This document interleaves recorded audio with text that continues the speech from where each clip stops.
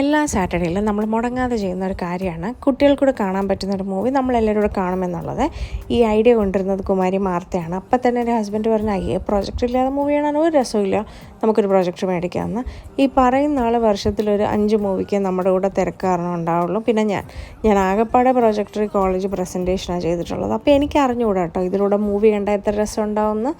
പിന്നെ നമ്മൾ ക്വാർട്ടേഴ്സിലാണ് നിൽക്കുന്നത്. അപ്പോൾ വേറെ എങ്ങോട്ടേലും മുമ്പ് ഞാൻ തന്നെയാണ് ഇതൊക്കെ വാരി പറക്കേണ്ടത്. അതുകൊണ്ട് വളരെ മിനിമൽ നമുക്ക് അത്യാവശ്യം തോന്നുന്ന സാധനങ്ങൾ മാത്രമേ മേടിച്ചിട്ടുള്ളൂ. സാറ്റർഡേ കുക്ക് ചെയ്യുന്നത് ഹസ്ബൻഡാണ്. പുള്ളിക്ക് കുക്ക് ചെയ്യാൻ ഭയങ്കര ഇഷ്ടമാണ്. എന്താ വെച്ചാൽ ഒടുക്കത്തെ ടേസ്റ്റുമാണ്. അപ്പോൾ അരിച്ചിലും പിരിച്ചിലും ഒക്കെ ഇവിടെ വരുന്ന ചേച്ചി ചെയ്ത് കൊടുക്കും. ഞാനൊരു തേഴ്സ്ഡേ തൊട്ടേ മോട്ടിവേറ്റ് ചെയ്യും.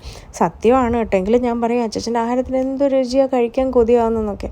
അപ്പോൾ ഈ മോട്ടിവേഷനിൽ പൊറുതി മുട്ടിപ്പുള്ളി തന്നെ സാറ്റർഡേ കുക്ക് ചെയ്യേണ്ടി വരും.